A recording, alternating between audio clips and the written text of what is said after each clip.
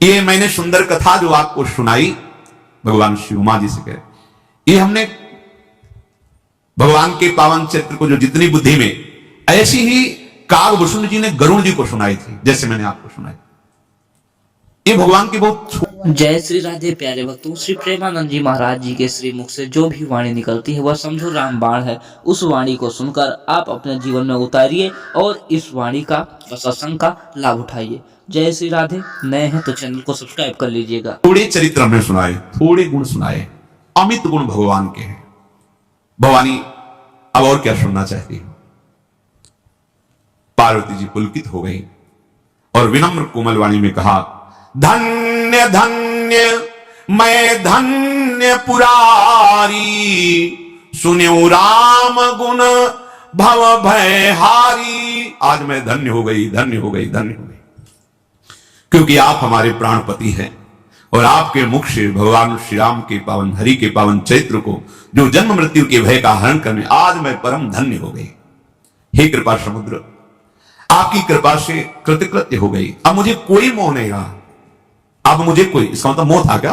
आप पीछे हुआ था जब भगवान हे खग हे मृग हे मधुकर श्रेणी, ऐसा तो उस समय भगवान शिव ने जब देखा जय सच्चिदानंद परम धाम की ऐसा कहकर प्रणाम किया था, तो माता जी को संशय हो गया था कि अगर ये परब्रह्म परम धाम प्रभु हैं तो जैसे शंकर भगवान सर्वज्ञ हैं, ऐसे इनको सर्वज्ञ होना चाहिए।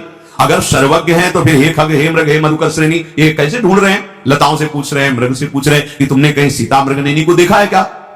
अगर ये राजकुमार है तो परम सच्चिदानंद भगवान सर्वज्ञ शिव, इन्हें सच्चिदानंद कह के प्रणाम क्यों किया? यदि ये सच्चिदानंद है तो पूछ क्यों रहे हैं खग मृग से? बस असंशय मन भय हुआ, पहले हुआ था, अब नहीं है। आपकी कृपा से तुम्हारी कृपा कृपायतन अब कृतकृत्य नमो हो, जाने राम प्रताप प्रभु चिदानंद संदो।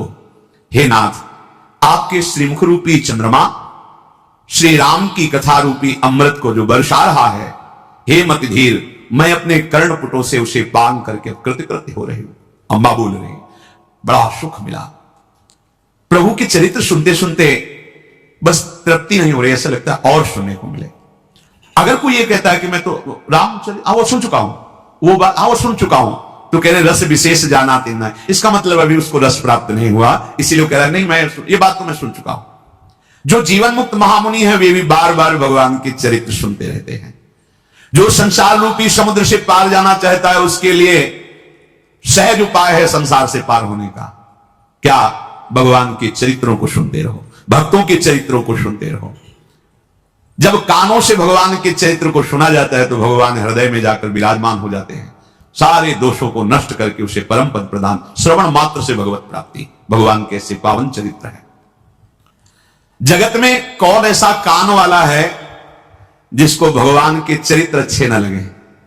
जो विषयी पुरुष है उनको भी सुख मिलता है। अगर नींद की गोली से भी नींद ना आती हो तो सत्संग में आके बैठ जाना, आ जाएगी, क्योंकि वो इंद्रियों को ऐसी शांति और विश्राम मिलती है। अब क्योंकि मलिन हृदय है तो वो दिव्य भाव में नहीं पहुंच पाता, पर निद्रा भाव में तो पहुंच ही जाएगा, सो जाएगा, विश्राम मिलेगा। अभी तमोगुण है तो तमोगुण में ही सही, और सुनते रहोगे तो परम विश्राम भी मिल जाएगा, भगवत प्राप्ति हो जाएगी। क्योंकि कभी ना कभी तो जग ही जाओगे, सुनते सुनते जग जाओगे। और एक भी बात पकड़ ली जीवन में, एक भी भगवान की आज्ञा मान ली, वो एक ही आज्ञा सब सद्गुण ले आएंगे। वो तो बड़े अभागी हैं जो भगवान की चर्चा जहां हो रही हो ये बात सुनकर वहां जाए ना और सुने ना, बड़े अभागी हैं। ते जड़ जीव निजात्मक घाती, जिन्हें नरुपति कथा सुहाती। जहां जहां प्रीतम की बात हो रही वहां सत्संग हो रहा है, अच्छा 4 कदम लंबे लंबे रखो, पहुंचो श्रवणेंद्रिय, 10 मिनट, 1 घड़ी, आधी घड़ी, आधी में पुनियादी, कुछ तो सत्संग कान में गया, कानों की सार्थकता हो गई, जीवन धन्य हो गया। जो रोज सत्संग सुनते हैं, अहो भाग्य, अहो भाग्य। हे नाथ, आपने जो भगवान श्री हरि के चरित्र का गान किया, इससे बड़ा प्यार, इससे बड़ा सुख और क्या दे सकता है कोई? आपने मुझे बहुत, आप समझो अंबाजी भगवान शिव से क्या कह रही, आपने जो प्यार दिया, सुख दिया, क्या आप अपने श्री मुख से भगवान श्री हरि के लीलामृत का गान करके मुझे सुनाया, इसमें जो मुझे सुख मिला प्रभु, इससे बड़ा प्यार क्या हो सकता है? संत जनों को, भगवत चरित्र गान करने वालों को महादानी कहा गया, भूरिदा जना, वो बहुत बड़े दाता हैं, क्योंकि भगवान का अमृतमय जो चरित्र है, गुण है, उनका पान। तव कथा अमृतम तत्व जीवनम, कवि भीड़ितम कलमशापम, श्रवण मंगलम श्रीमदागम, बड़ा आनंद प्रदान करने वाली सहज में भगवत चर्चा है। बस सुनो, नहीं समझ में आ रहा, आने लगेगा। ये सब अपने आप में समर्थ है, सुनते रहो सुनते रहो। एक दिन सुनते सुनते ही लीला भावनात्मक बनने लगेगी, दिखाई देने भगवान में साकर, तो वैसे सामने अब वो जो स्थिति आएगी, एक झलक माया के साथ बंधनों को काट देगी। ऐसे हमारे प्राण प्यारे प्रभु हैं। हे नाथ, आपने जो प्रभु के पावन चरित्र का गान किया, उसे सुनकर मुझे अपार सुख मिला। प्रभु, मुझे अभी अभी एक प्रश्न उठ गया है। आपने कहा कि यही चरित्र काकभूषण जी ने गरुण जी को सुनाया था, तो गरुण जी तो भगवान के पार्षद हैं, और काक शरीर पक्षियों में कौवा शरीर, और कहां भगवान के वाहन गरुण जी। तो महाराज जी, ये काकभूषण और गरुण जी का मिलन कैसे हुआ? गरुण जी क्यों भगवान की जो सेवा है, हर समय उनकी समीपता है, उसको छोड़कर काक के पास गए, और वहां जो पापों का त्याग करके साधना में लग गए हैं, उनका तो कहना ही क्या है। पर जिसने बहुत पाप किए हैं और पूर्वाभ्यास है पाप करने का, अब उसके उद्धार का क्या उपाय हो सकता है? जिसने पाप किए और उसको ग्लानि हुई और छोड़ करके पाप, और सदगुरु की शरणों के साधन में लग गया, उसमें तो संशय ही नहीं, वो तो जाएगा ही जाएगा प्रभु के पास। भगवान यहां उसको विश्वास दिला रहे जो बहुत पाप किया, महापापी, और पूर्वाभ्यास भी पापों का है। अब उसको भी अपने उद्धार के विषय में निराश नहीं होना चाहिए भगवान के वचन मान करके। महापापी से पापी मनुष्य भी यदि सोच ले कि इसी जन्म में अब मुझे अपना कल्याण करना है, तो पुराने पाप उसको बाधा पहुंचाने की चेष्टा करेंगे। ऐसा नहीं कि शांत बैठे रहेंगे। वर्तमान के पाप उसको बाधा पहुंचाने की चेष्टा करेंगे, पर वर्तमान में साधु संग हो गया और उसने ठान लिया कि मुझे अपना कल्याण करना है, उस ठानने में वो उनकी बात मानेगा।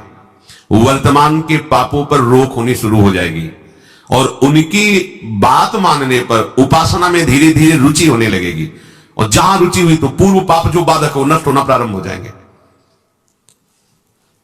उसके हृदय में यह निश्चय होने लगेगा कि आज से मैं कभी पाप नहीं करूंगा। ध्यान दीजिए, ये कब हम जाने कि हमारे पुराने पाप नष्ट हो रहे हैं? तुम्हारे हृदय में जब निश्चय होने लगे आज से मैं पाप नहीं करूंगा, तो आपका हृदय इतना पवित्र होने लगा है कि पाप ना करने का निश्चय करने का अधिकार कर रहा है। केवल भगवत प्राप्ति के लिए ही अब मैं चेष्टा करूंगा, उसके पापों का नाश होते देर नहीं लगती। जहां ऐसा निश्चय किया, फिर समझ लीजिए, पुराने पाप जो बहुत समय से कर रहे हैं, वो भगवत मार्ग में नहीं आने देते, आने ही नहीं देते। वो बहुत बड़े बंधन है।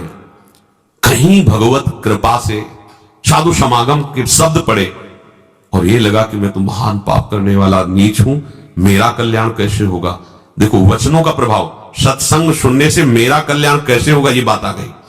अच्छा, कल्याण तो साधु महात्माओं के संग से, सत्संग से होता है, मेरा अभ्यास वर्तमान में पाप करने का कैसे बनेगा? उनके समीप गया, अपने कल्याण के लिए जो चेष्टा करनी चाहिए वो संत महात्मा बताने लगे। उनके शासन में ध्यान रखना है। यदि आप जैसे वाल्मीकि जी ब्रह्म के समान हो गए, तो उन्होंने संत का शासन स्वीकार कर लिया। जब तक हम ना आवे तब तक ये बैठे रहना, तो नाम सीधा नहीं जप सकते, तो उल्टा जपो, मरा मरा मरा, सिद्ध हो गए। संत का शासन संपूर्ण दुर्वासना और पाप का नाश करने के लिए होता है। जहां उस संत का शासन स्वीकार किया, तो हृदय में बात आने लगती है, अब लो नशानी, अब ना, बहुत पाप किया, अब नहीं करूंगा, हो गया। ये जब आने लगे तो जान लो पूर्व जो पाप बाधक थे वो नष्ट हो गए। तभी ये बात, जो पे दुष्ट हृदय सोई हुई, मोरी सन्मुख आओ की सोई। अब जे ही उसने जीवन में निश्चय किया आप केवल भगवत प्राप्ति, तो उसके सारे पाप नष्ट होने में देर नहीं लगती। अब उसे जैसे कोई पूर्व वाला देखे, कंठी बांध लिया, तिलक बांध लिया, ये हम जानते हैं, शराब पीता था, व्यभिचार करता था, कत्ल करता था, ऐसा वैसा, तो उसके लिए भगवान आदेश करे, साधु रे समंतव्या सम्यक व्यवसिता, ऐसा आप उसे साधु मानो, क्योंकि मेरी शरण में हो गया है। मैं कहता हूं अभिचेत सुधराचारो भजते माम मनन्य भाग, साधु रे समंतव्या सम्यक, कल था आज मेरा हो गया है। अब इसे आदेश करते भगवान, साधु रे समंतव्या, तुम इसे साधु ही मानो, क्योंकि मैं करूंगा इसे साधु। करो सद्यते उसी के आगे श्लोक, क्षिप्रम भवति धर्मात्मा, बहुत जल्दी मैं उसे धर्मात्मा महात्मा बनाऊंगा। जब बनाने वाले कह रहे मैं बनाऊंगा, तो आप फिर अपने को मानने में क्या है।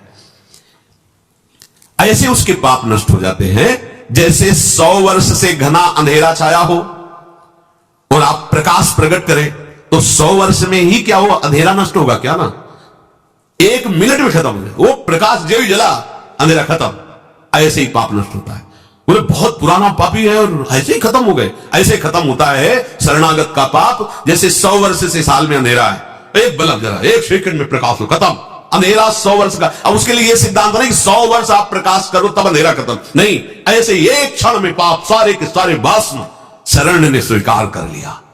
शरण ने, आम तो आम सर्व पापेभ्यो मोक्षयिष्यामि मा शुचा, मैं पवित्र करूंगा। कितने घंटे में, 1 सेकंड में, जा खत्म। जैसे प्रकाश हुआ, 100 वर्ष का अंधकार नष्ट, ऐसे अनंत जन्मों के पाप सन्मुख होए जीव मोहि जमहि, जन्म कोटि यज्ञ नासों। विश्वास करो इस बात पर। चेत, प्रभु कह रहे प्रायः ऐसे पापरत मनुष्यों को यह चेतना नहीं होती कि मैं भगवत प्राप्ति करूं, संत समागम या नाम जप नाम कीर्तन, चेतना नहीं होती इनकी। ये चेतना लुप्त रहती है। ऐसा नहीं कि उनमें सामर्थ्य नहीं, पर वो लुप्त। पापवंत कर सहज स्वभाव भजन मूर्ति भावन का, उसके अंदर भाव ही नहीं आएगा भजन आदि का।